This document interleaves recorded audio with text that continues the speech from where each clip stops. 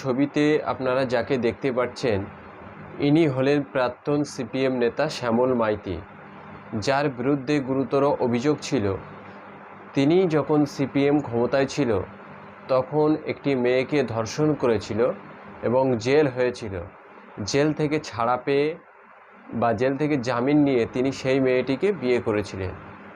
এছাড়াও তার নামে তমলুকের কাঁথিতে একটি সিপিএমের পার্টি অফিস বিক্রি করে দেওয়ার অভিযোগ ছিল। এখনও সিপিএমের এই প্রাক্তন নেতা বর্তমান তমলুক সাংগঠনিক জেলার বিজেপির অঘোষিত সভাপতি। আসলে সিপিএমের কোচি নেতারা যারা বলে আমরা নীতি এবং আদর্শের উপরে দল করি, তারা একবার ভাবুন এই যে সিপিএমের নেতা বিজেপিতে জয়েন করে বিজেপির বিশাল বড় একটা অংশ জুড়ে দখল করে আছে, এ বিষয়ে সিপিএমের কোচি নেতারা যারা সোশ্যাল মিডিয়ায় এবং মিডিয়ায় গিয়ে